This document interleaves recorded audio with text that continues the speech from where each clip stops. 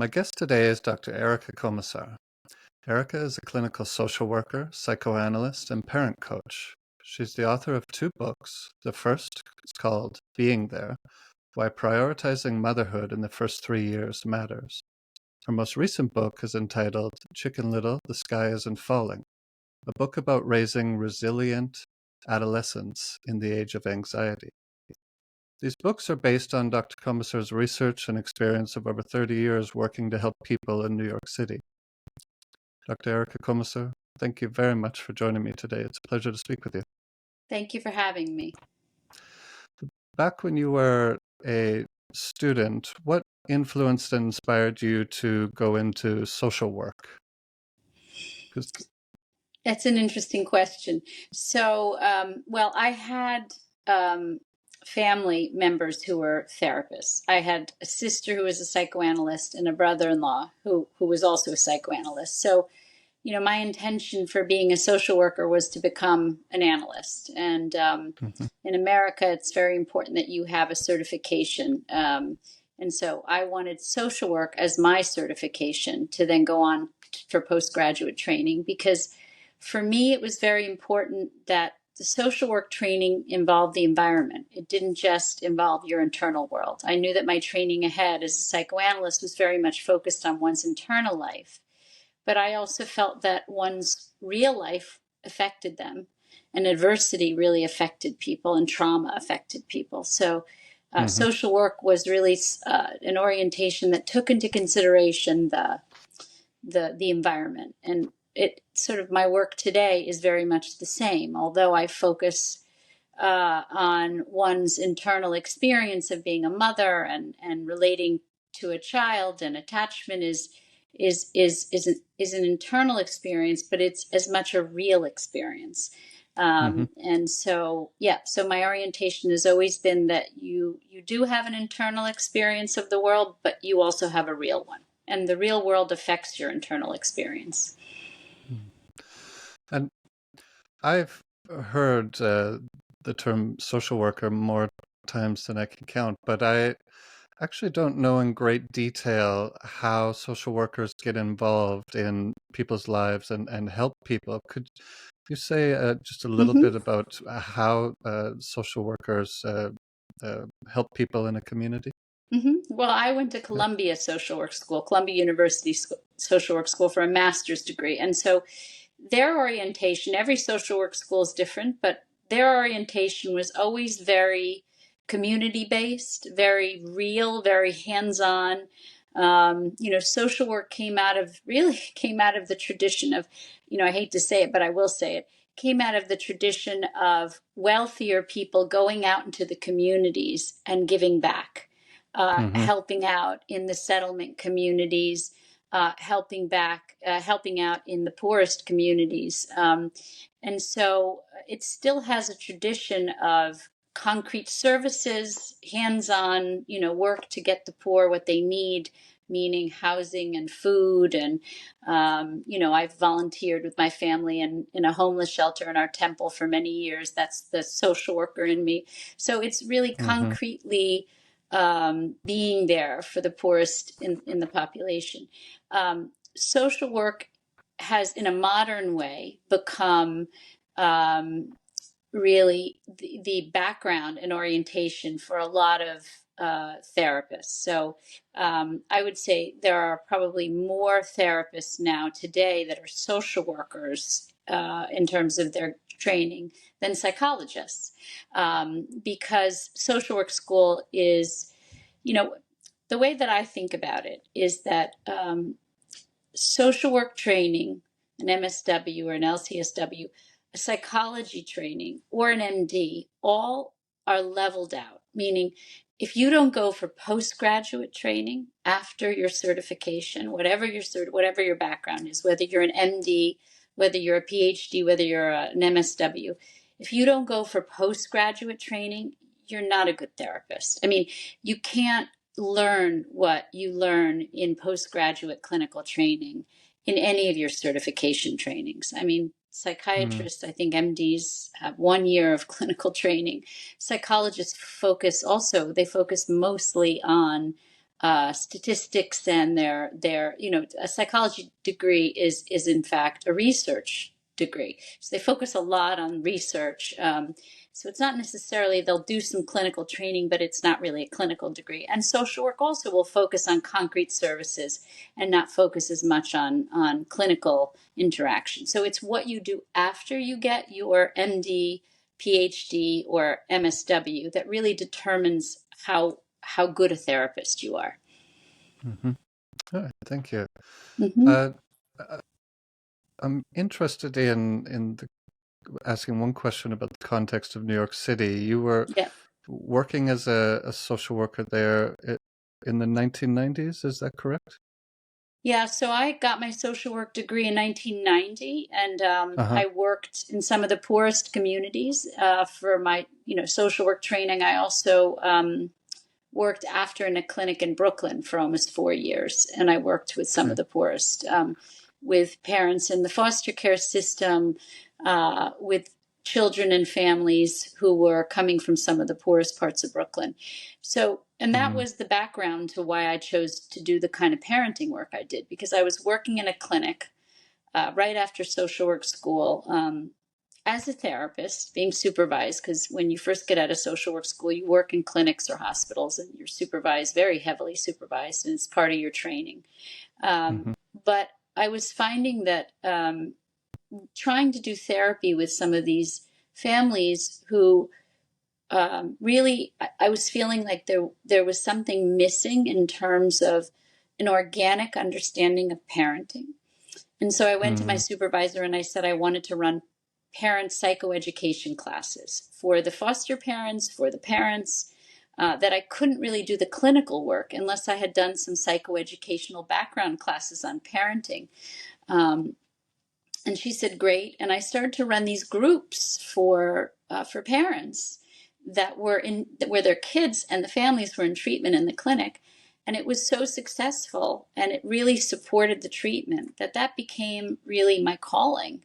I became a psychoanalyst. I went on to get my psychoanalytic training, and 7 years later, I was a psychoanalyst treating adults for psychoanalysis and seeing couples and families, whatever. But my calling still was sort of beckoned me back to the parenting classes that I had done in the clinic. And so I went and started to do parenting education in corporations and law firms and banks in New York.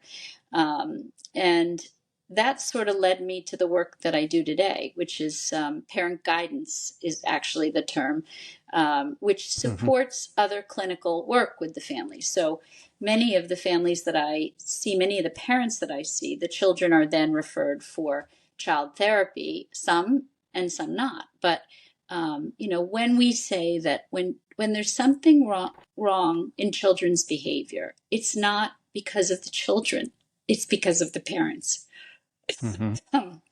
You can't treat the children without treating the parents. Yeah, that's something interesting that I didn't quite appreciate to the degree that was true until after reading both of your books, and you made me realize how how connected those two things are, and also what I hope we'll get into now is the relationship between the parent and the child.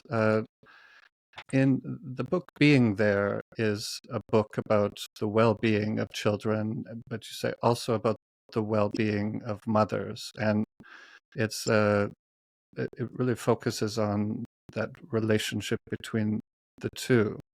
You say at the beginning of this book that we need to understand and respect the unique and essential place that a mother has in her child's life.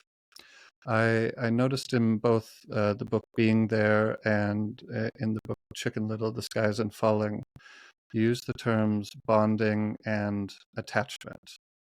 Could you explain the significance of these two terms? Because I think they're really essential to all of your research and experience, what you're seeing when you're working with people.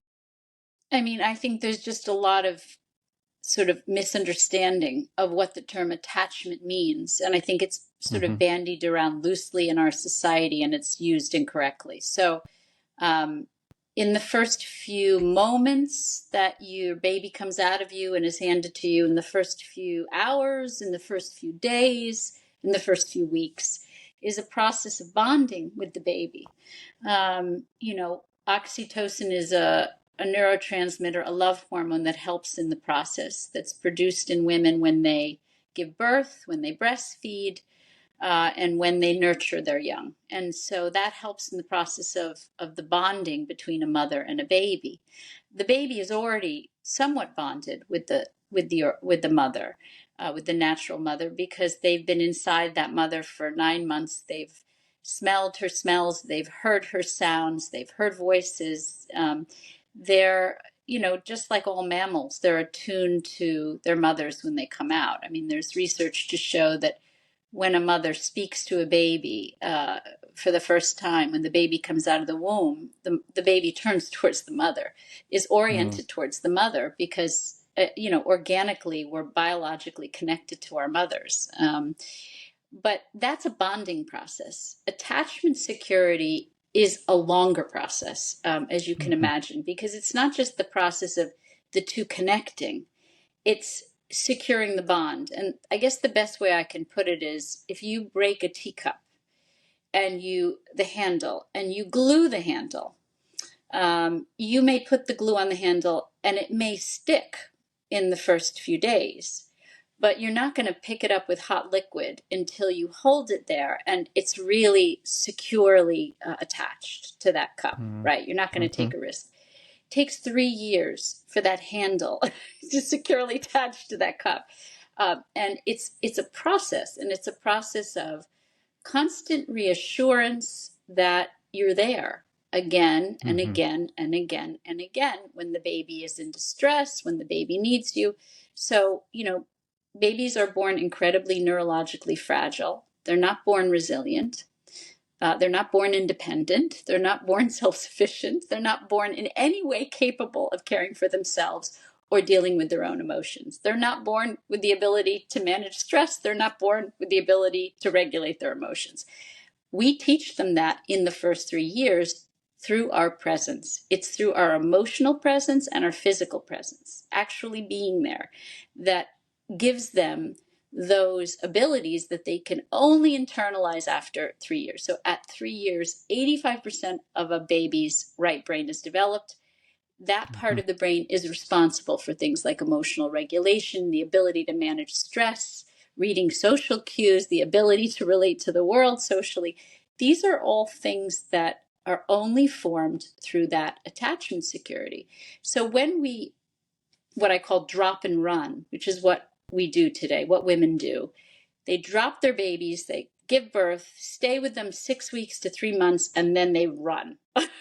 They go back to work, they go back to their lives as if it never happened, and come back at night at 6 o'clock and say, I'm here. They don't realize that neurologically fragile little person that desperately relies on them and that you are the center of the universe for cannot manage their lives by being thrown into a daycare situation or being put with an indiscriminate stranger. They can't manage that kind of stress. And so it's causing a lot of psychological, emotional, and mental health issues in children. Mm-hmm.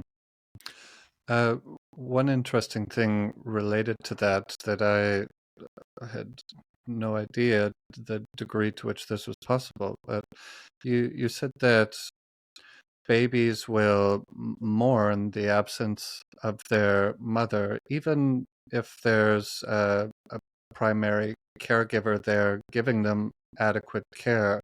They can still mourn the absence of their mother. That's quite a fascinating fact that I didn't know about before. How do we know that this is the case? Well, first, the person caring for that child, unless you're giving up that role to that person, you're still the primary attachment figure. So, John Bowlby said the primary attachment figure, which is necessary for a baby to form attachment security, in that 3-year period. A primary attachment figure is the person who spends the majority of time with the baby throughout the day, soothing them when they're in distress and regulating their emotions. Okay, so that's usually the mother in many parts of the world. In our society, mothers are giving up that role to nannies, to fathers, and so if you're saying there's only one primary attachment figure, there are alternative attachment figures. But if you're handing that baby to a nanny and you're leaving for 12 hours a day, that nanny may in fact be the primary attachment figure. But otherwise, that nanny is not the primary attachment figure, and that baby is suffering a loss of the primary attachment figure. So think of the primary attachment figure not only as the person who's their go-to person in distress, but is the person who is the majority of the time from moment to moment soothing that baby when they're in distress. So mothers feel that there's no repercussions for just handing that baby over to another person. If you ask most mothers, they'll tell you that they're still the go-to person.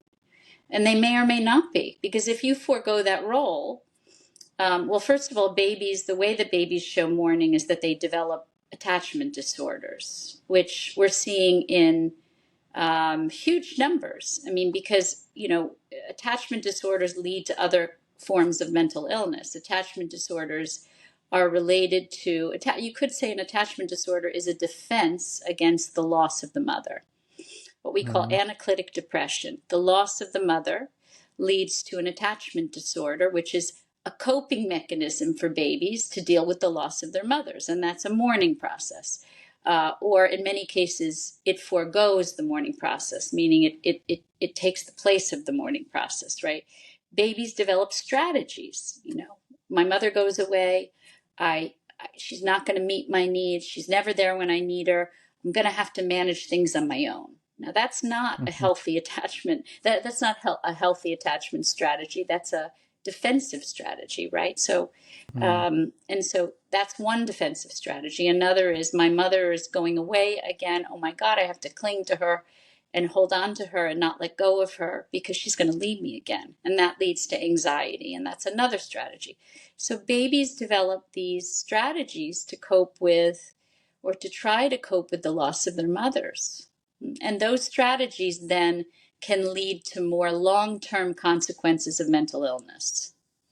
And a statistic related to this topic that we're discussing, you have in your book, 2012 study by the U.S. Department of Labor found that 1 in 4 new mothers are back at work within just 2 weeks of giving birth. And you said college graduates, on average, on average 6 weeks. So we're now a dozen years on from that study, and I don't imagine this trend has changed any. Have you been following this trend over the last 12 years? No, I mean it's worsened. I mean, I think what's shifting, if I can say it, is I think it's backfiring for many, many mothers, meaning they are experiencing the behavioral issues and the mental health issues of their children. And they're saying, wait a second, what did I agree to? Where did I sign on the dotted line saying I would go against my instincts, leave my baby in daycare or with strangers? Where did I ever agree to this? And they're starting to question. But no, the statistics are very high. And I would say governments are pushing more and more for daycare as a way to get more women into the workforce, because for governments, economics matter more than the mental health of people and the mental health of children. So, and what's so interesting, and I always get upset about, is a lot of the people discussing this issue are economists. Economists know nothing about child development. So they're in it for the benefit of society in terms of the economic benefits, but that doesn't mean that there are developmental, emotional, psychological benefits to children.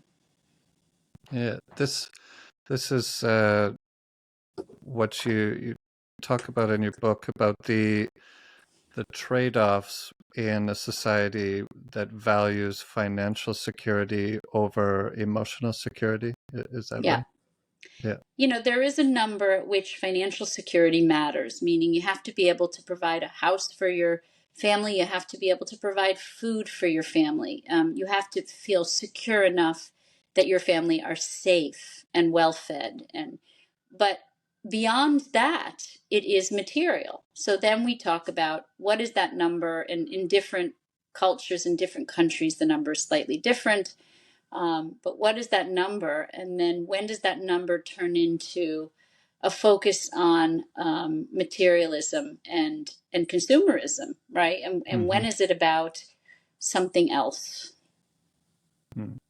Mm. There was an interesting distinction that I read about in your book, and it had to do with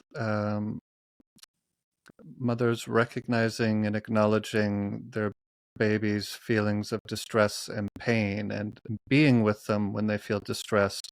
And the distinction is rather than distracting them or cheering them up. Could you explain a little bit more about why you make that distinction, which I thought was interesting because I've seen parents sort of cheer up or maybe Yeah. distract their toddler from pain if they fall or something, and sometimes it seems to have worked. So I thought that was an interesting point. Yeah.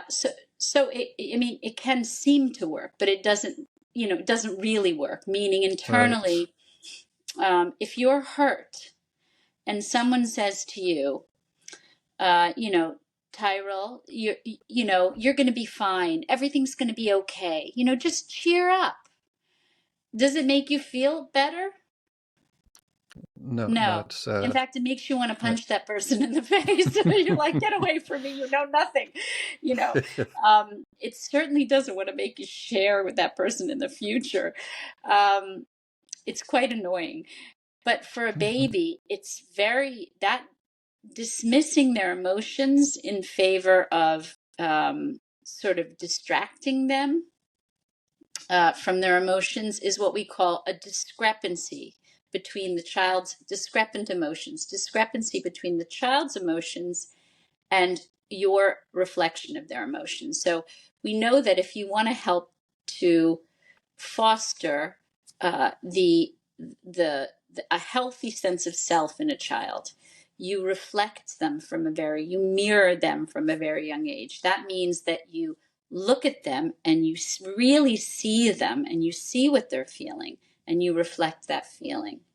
Mhm. And parents do eventually move children on, but it's an organic process of the child leading the way. Because the truth is, if a child is sad and you go, blah, blah, blah, blah, or you go, you're fine, that's discrepant emotions, right? But if the Mhm. child is sad and you go, I see you're sad, sweetheart. What happened? You fell down. Mommy's sorry. Daddy's sorry. Mhm. Then the child gets a hug, gets a snuggle, cries a little, and then goes, I'm okay. And really, in fact, brushes themselves off and gets up. And, it's that parents can't bear distress of any kind today. It's very bizarre. And it's more in the Western world than other parts of the world, but it seems to be everywhere now, which is, Mhm. I interviewed people for my book. There was a bunch of European women I interviewed who said, it's a problem in America because American and Western people are so into like distracting. They can't deal with real emotion. Mhm. We used to joke in America that American films were all about like Rambo and Mission Impossible. And, you had to go to Europe or to other parts of the world to find really quiet, kind of in depth films, that were more, what Americans would call boring, too quiet. So there's something about the depth of emotion, there's something about the seriousness of emotion, the distress that is so distressing to people in the Western world that they would rather give their children a pill so they feel better rather than actually have to be attuned to their emotions, right? What Mhm. parents don't realize is that that attunement, that reflecting, that mirroring of emotion from the time they come out of you to, straight through to 25, forms the self of that child, which they carry with them throughout life, sort of forms a healthy sense of self, a healthy ego. Mm-hmm. And that's why the title of the book, Being There, it's the not just physical presence, but physical presence and emotional presence. And you also used the term self-awareness. And you said just a moment ago that you was it reflect and mirror the child's emotions, which can also include eye contact and smiling and positive emotions as well, right? Yeah. Yeah. So mirroring means just that. If you're going to look in a mirror, what do you see? So you'd say that when a child looks at his or her parent's face and facial expression, and it reflects how they're feeling, then for the first time in their lives, they see themselves. Like we are a mirror for them. They're able to see their emotions in our face. And if they can't see their emotions in our face, they get very confused about what they're feeling and what it means. And so they don't form a healthy sense of self. So it's only by looking at our face and seeing, oh, my mommy's face is sad because I'm feeling sad. Therefore, I'm feeling sad. Now I know myself. And so it's the beginning of, I sort of say it's like a puzzle. The formation of self is like a puzzle of your self-image, right? And it's a combination of from the moment you're born, putting pieces into the puzzle to form a full sense of self. And your full sense of self isn't developed till you're 25. And so, because that's when the right brain stops developing, technically. So you think that every time your mother mirrors you, or every time your father mirrors you, they're putting another piece in the puzzle. Now you know your emotions a little more. You know who you are emotionally a little more. And then, your strengths and your limitations and your competencies, they all get put into this puzzle. So by the time you're 25, you can look at that puzzle and see yourself, know yourself, have self-awareness, real self-awareness, healthy self-awareness. And we don't have that now because parents, take their children and give them to others to care for. So they're not actually doing the job of parenting from moment to moment in those first 3 years. But also this issue of really not understanding how important it is, this mirroring process, how important it is to be able to bear distress yourself, to be able to help your children to grow. So we're really producing a lot of children who are not functioning in the world. Right. One other, I'd like to get into those topics, the downstream consequences of this that you're seeing in adolescence. But I've one more question I want to ask about the first 3 years of a child's life and the mother being the present caregiver. Yeah. You also said in your book, Being There, that you think it should be a policy of the United States to provide 6 months of paid maternity leave, 6 additional months. Sorry, the first 6 months are full pay. This second 6 months are part-time, partial pay, and then an additional 2 years of flexible hours, which could give a mother the most opportunity possible to spend as much time with their child as they can in those first critical 3 years. And I think that's an important part of this book. Is this is one of the main reasons why mothers are not present, is because they're Well, in America, 60% of mothers would stay home with their children in the early days if they were given financial opportunity. Mm-hmm.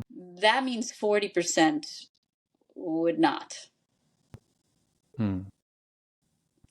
So, as we say in English, Houston, we have a problem. So 60% is the majority. So I fight for the 60% because 60% of women need the opportunity to be able to stay with their children. And, I'm a realist. So, if I weren't a realist, I would say, uh, like in Hungary or like in Slovenia, or, women should be given the choice of 3 years of full paid leave, period. Mm-hmm. But I know that's not realistic for America. It's even a struggle to get 6 weeks of paid. There's no paid leave. There's a policy Mm. now to give women 6 weeks. There's a bill that is up on sort of the chopping block to give women 6 weeks of paid leave if they borrow from their Social Security. I mean, this is how bad it is. I mean, you have to Mm. borrow from your Social Security for 6 weeks. Okay, if you're going to do that, then borrow from your Social Security for a year. So ideally, what Mm. I'd like to see America do is give a year of full paid leave. 6 months is what I said in the book because I'm a realist and there's nothing going on in the American government. It's just not a priority. They Mm-hmm. talk a big game about family and mental health and children. And every time there's a school shooting, oh, yes, the mental health of children matters because it's usually kids shooting up other kids. And yet they don't want to put their money where their mouth is. So it infuriates me, in truth, Mm-hmm. that, Mm-hmm. I don't really like hypocrisy. I don't really like the idea of talking so much about how family matters, but not doing a damn thing about it in terms of, paying for it. Mm-hmm. So, yeah, it's a problem. Mm-hmm. Uh, I happened to watch the speech you gave at the Alliance for Responsible Citizenship. I Yeah. thought it was a great speech and a great event of people too. Maybe before I get into my question, what was your experience like taking part in that? Was it? Well, I mean, from its inception, I think it's an extraordinary feat that was put together so quickly by Philippa Stroud and her team at ARC. I'm on the advisory board for ARC, so from the Mm. beginning, I've supported it. But I think it's an extraordinary organization which is trying to create another narrative, a more hopeful Mm-hmm. narrative for Mm-hmm. families, for society, because the narrative now is so negative, but also not very action oriented. So, everything at ARC was not just meant to be talking for talking's sake, more intellectual stimulation, but really, or, one would say intellectual masturbation. Not at all. It's meant to be an active process of people Mm. taking action in their individual fields to make society better. We have some real challenges. The mental health in children is a real challenge. Family structure falling apart is a real challenge. There are other challenges that ARC also is trying to create a more hopeful narrative about the environment and the economy. But from my perspective, it's an extraordinary organization. Yeah, I think so too. Yeah. Uh, Jonathan Haidt is a social psychologist, and he, uh, over the past decade or so, is focusing a lot on the effects of, well, in his book, he called it coddling of the American mind. But I think right now he's focusing a lot on the impact Social of media social and media technology. Hmm. and the development on, or the impact that's having on Hmm. adolescence and Hmm. mental health. But uh, you have seen this increase in mental health in adolescents coming Yeah. for a long time. And am I right in saying that you saw this trend building before the rise of social media, that Oh, it's not. absolutely. Oh, Yeah, absolutely. so I mean, this social media is has exacerbated what was already going on. yes. It was like a heavy truck on a weak bridge. Hmm. They're talking about how EV cars are heavier, and we're going to have to change our infrastructure because all the bridges can't bear the weight of the EV cars. I don't know if you've heard about this. No, I Think haven't heard of about, that. oh Mm. yeah, yeah, it's like a thing. But so now think about the fact that you know the burden on the psyche of these children. The psyche of many children before social media was already very fragile because of all Hmm. of these changes in society that have been going on since the 60s. Mm. Since the 60s, we've had society changing rapidly, maybe too rapidly and too extremely. So and how we raise children completely changed and became anti-instinctual. And so that weakened Mm. the bridge. You'd say that weakened the bridge. Social media is the heavy truck that drives over the bridge, that collapses the bridge. But the bridge was already weak. Mm. Interesting. Uh, so, in your practice, you are counseling and giving therapy to people adolescent age who are dealing with a number of different mental health issues related to um, this whole process that you've identified in your work, and it's manifesting itself in increased anxiety, depression, and a whole other number of mental health disorders. But you also say that in treating these uh, teenagers and kids, that it's also important to talk with their parents. That's something that you commonly do with each case, and that goes back to. Am I right to say it goes back to the bonding and attachment and the relationship with the parents throughout their life? Is that right? Yes. So Yeah. you can treat a child. So and I think again there's a lot of misunderstanding, and there's a lot of therapists that are not psychodynamic therapists, what they're Mm-hmm. called cognitive behavioral therapists, CBT, DBT therapists.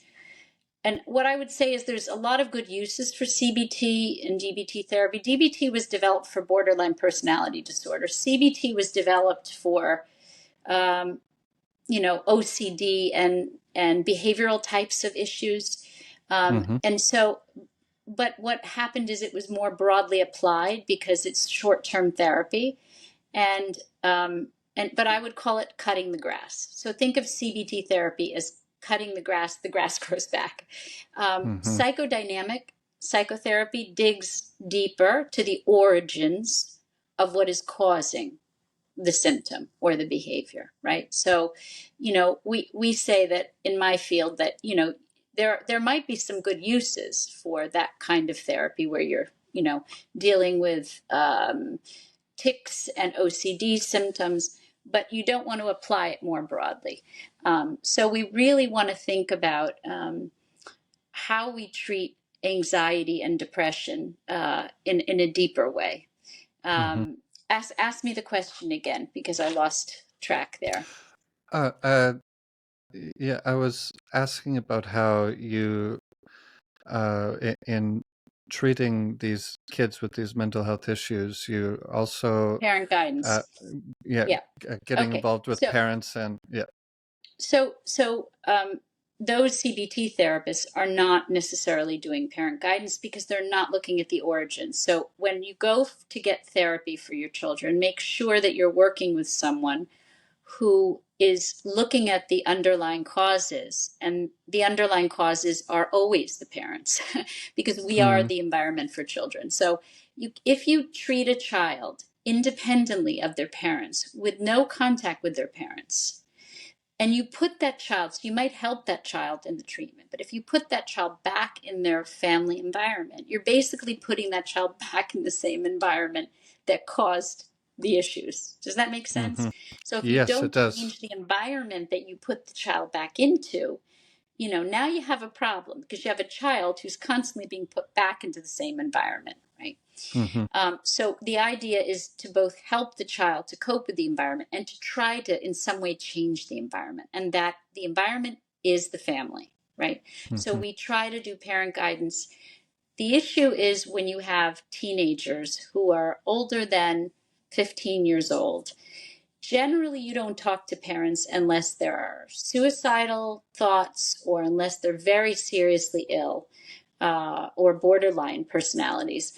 You don't have contact. If they're just neurotic kids who suffer from a little anxiety or a little depression, but they're not suicidal, generally parents are not as involved. They're involved in the very beginning to pick the therapist, and then maybe if the child will allow it, one time a year or twice a year.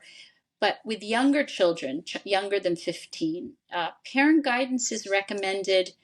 If you're going to have your child in treatment, you want to be speaking to the therapist every 2 weeks, at least every month, and in some cases every week. So Mm-hmm. parent guidance is a very important part of the treatment of children. And with adolescents, it becomes a little more complicated because adolescents will not trust a therapist who's in constant contact with their parents because they're trying to separate from their parents. So that little bit of Mm-hmm. distance is important, confidentiality, and as long as a child isn't in immediate threat of hurting themselves or others, generally therapists of adolescents, older adolescents, will give those children privacy.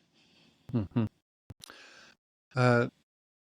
Speaking about the environment, as you just did there, it reminded me of one of the topics in the book Chicken Little, where you said a little bit about your own experience as an adolescent and then talked about bullying in general. And it occurs to me, listening to your last answer, that one of the difficulties with bullying is it's not necessarily the home environment, but the school environment and how they're interacting with others. So that adds a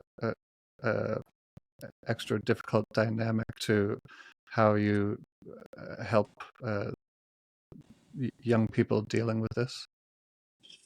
Yeah, it's absolutely true that after the age of 3, children start to interact with the world, and the world becomes part of the environment as well. Up till Mm-hmm. 3, you're the environment.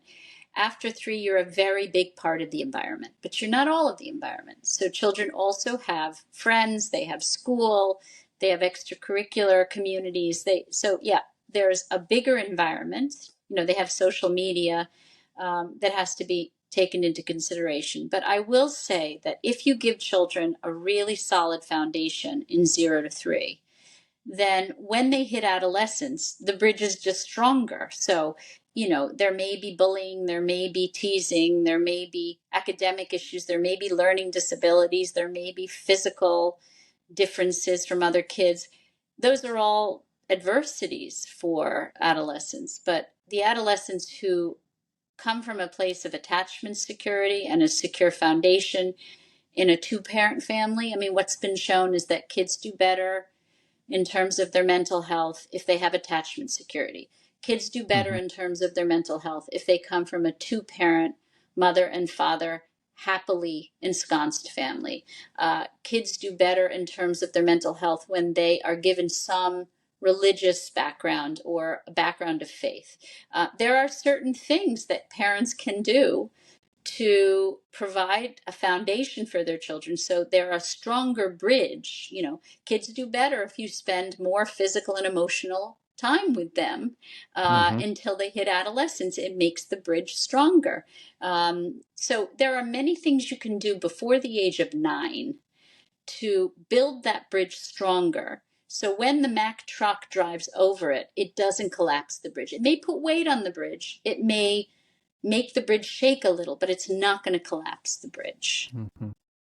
And with a a strong foundation, or then when they go through trying moments, these can tend to make character stronger, and people can gain from experience if they have that strong foundation. Would the Yeah, metaphor that's extend where that far? Jonathan got it right. Yeah, Yeah. Jonathan, he talks about older adolescents. He's talking about like college students, Um, and so Jonathan and I know each other, and we've sat Mm-hmm. down and discussed this, and he's brilliant. But we differ a little in the fact that I think he focuses on later adolescence without talking about what leads up to that period. Mm-hmm. Meaning, I talk about what creates the foundation and the structure for that person. You can't just throw your child out to the wolves if you haven't given them the internal resources to become resilient. So it is true that we've reversed development in modern society. We used to treat very young children as if they were very young. And the Mm. older children got, the more we introduced them to frustration, to disappointment, to rejection, to adversity. It just, life presented things that they had to deal with. And we didn't necessarily coddle them. We let them ride their bike around the neighborhood and didn't worry that someone was going to kidnap them. We didn't protect them from all competition and disappointment. We didn't say, all children get an award. We didn't do that. Mm-hmm. But we gave them a more solid foundation to be able to deal with all that adversity and rejection and disappointment. And, today we have reversed it. We treat very young children, we project onto them as if they are resilient, and we treat them like much older children. And then when they get older, we treat them like much younger children and protect them Mm. from every little thing. So what we want to do is reverse it, put it back to what it was. Treat very young children like they're very young, and allow them to be dependent, provide them with that emotional security, be there for them to help to regulate their emotions from moment to moment, and then incrementally introduce frustration so we aren't coddling them when they're 22 years old. Mm-hmm. Is this what you call developing a healthy dependency on Yes. the mother and the parents? Okay. Yeah. Yeah. And in truth, we don't want independence as a Mm-hmm. goal. That's not the goal. The goal is interdependence, because we want to rely on people that we love and care for and who care for us. So we don't want to teach our children that independence and self-sufficiency is the thing, because then we raise children who do have attachment disorders. I mean, basically by throwing them into daycare at such a young age, or giving them to a nanny at 6 weeks, or we're teaching them that relationships matter less than our work. Mm-hmm. That's what we're teaching them, Mm. essentially. Yeah. And that's what they learn. They learn that they have to be independent because they can't be dependent at an early age when they're supposed to be. Mm-hmm. And they develop pathological defenses. Mm. In truth, we want to be interdependent. We want to learn to be interdependent, meaning the healthiest person is someone who, when they are under stress or in distress, can turn to the people they love to lean on. But when the people they love are not there, they can, as a default, depend on themselves. That they can Mm-hmm. flexibly go between depending on others when they're available, and when they're not available, depending on yourself, right? We don't Yeah. want to raise children who are immediately turning to independence as a way to cope. That's not a healthy human being. Mm-hmm. That's an isolated human being. That's a human being that's set up for relationship issues and depression. Mm-hmm. Yeah. Uh, why is families who schedule quality time, why is this an inadequate practice? And how can families in better achieve what might be called quality time rather than scheduling it, say, once a week or something, as people try to So, do? so children need you from moment to moment throughout the day. You are the center of their universe. You are their universe. Mm-hmm. When you leave a child, they're not like leaving a bowl of fruit on the table where you come back later and the bowl of fruit is in the same place doing the same thing. They're not inanimate objects. And Mm-hmm. they're not toys that you can turn on and turn off and turn on again. They're not, they're living, breathing human beings who, from the moment they come out, are intensely dependent on you, not only for biological regulation, for emotional regulation.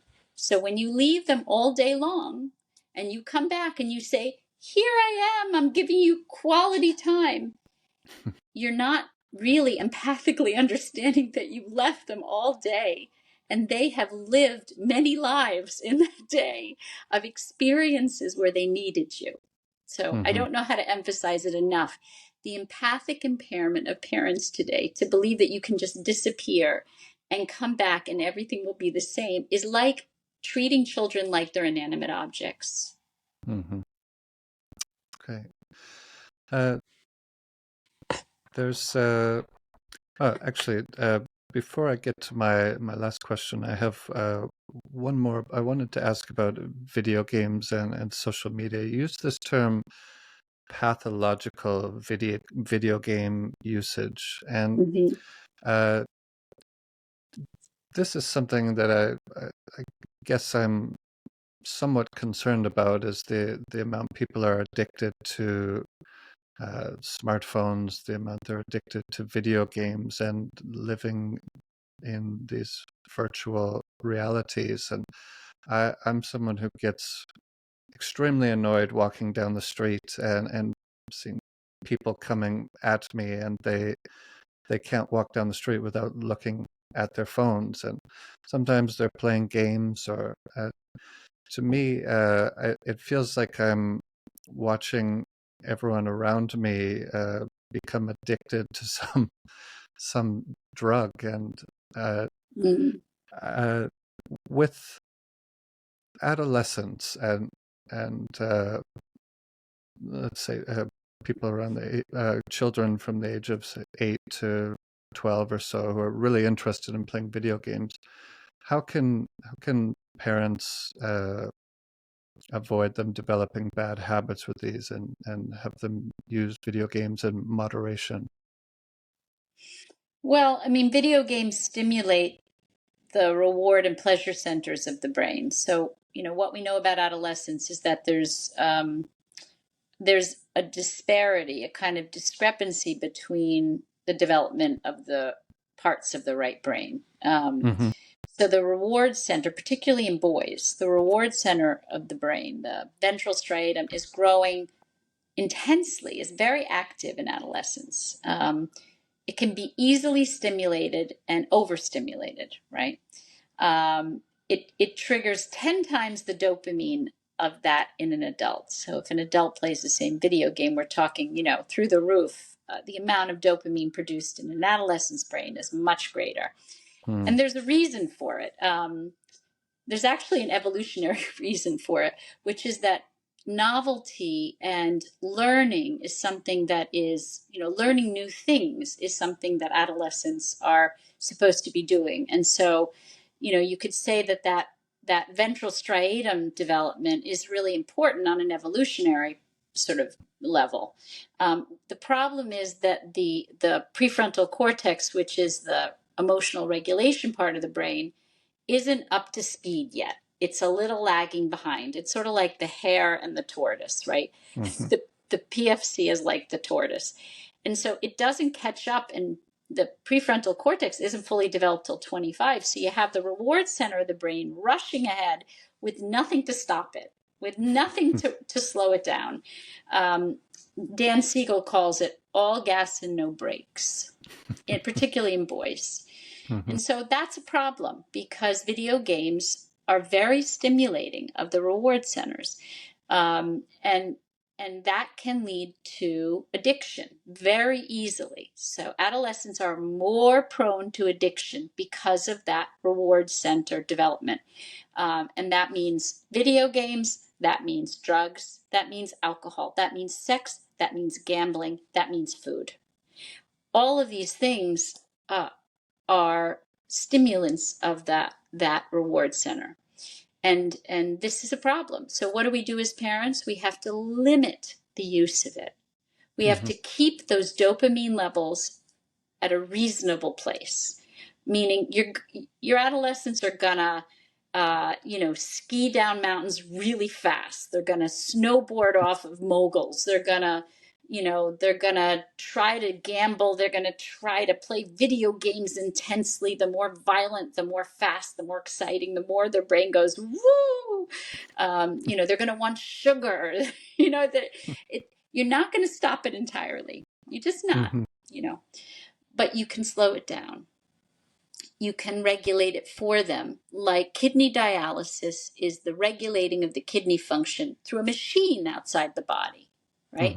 In this case, parents are like kidney dialysis until their children grow a proper kidney and can do it on their own. And that's not really fully until 25, but at least if we can get them to 18, when they leave home to go to university, at least we've given them a good foundation, right? Where we say, yes, you can use your phone, but you can't use it all the time.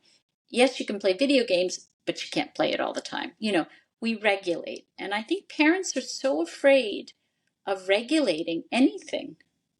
It's become a society that parents are really afraid almost of parenting. Wow. So as a final question that I'd like to ask you today to close our conversation, one of the things that I found quite compelling about your work is this idea that you are child-centric, and this doesn't make you anti-feminist. What you say in the book, some women have said this to you, and I, for what it's worth, I agree with this stance, and I found this part of your book very compelling. That to me, what you're doing, what you're advocating for, is feminist. You're looking to support mothers who clearly need support, and their children need this support. So could you talk about that, and about how mothers seem to not be to the degree that I'm aware of this, don't seem to be a main focus of feminism, but to me that seems strange. Well, our children should always come first. They have to come first and their needs have to come first if we're going to raise healthy children. So, and that got turned around because I guess any movement goes to an extreme to prove its worth and then has to come back. So we don't want, obviously, women to feel that they have no choices. The women's rights movement gave women choices. You can go out to work. But what it forgot was children. Children got left behind. And it really promoted the idea that, your children will be just fine. Don't worry about them. I mean, in what world are your children going to be just fine if you abandon your children?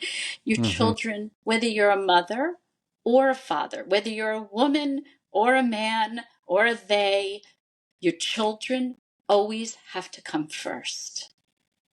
They must come first. Their needs when they're little must come before yours. And that's not something we tell young people. Yeah. We tell young people, particularly women, that your needs come first. And if you look at all the literature, newspaper articles, there's even books written about it, about how parents' needs are more important. That's what matters. Women's rights. Women should go to work. What got forgotten was the children. The children got forgotten. And now we're suffering. Now the consequences are that in forgetting our children and forgetting, in Hebrew, there's a term from from the Torah, which is Yisurei Ahava, the sacred obligation of love. And Penelope Leach, a very famous English developmental author and clinician, she used to say that, anybody can have a child, but it's the raising, it's the caring for the child that matters. If you don't want to raise your child, if you don't want to care for your child, don't have them. Mm-hmm. Now that seems like a harsh thing to say, but if you cannot put your children's needs above your own, if you cannot sacrifice, particularly in those early years, what will that sacrifice be? It may be that you take time off from a busy and successful career. It may be that you work part-time and you are relegated to not the most important person in your firm. It may be that you don't take vacations or have a second car or live in a fancier house in those years that your child needs you, so you don't have to earn as much money. It may mean that you strategize and plan as a couple to need less money in those years that you're raising children between 0 and 3. So these are sacrifices, but what they mean is that your career, your desires, your material needs, they come second to what that child needs. Great. Well, it's been an absolute pleasure to speak with you today. I really enjoyed reading both your books and learned a lot from them, and really appreciate you taking the time to talk with me today. Thank you so much. Thank you for having me.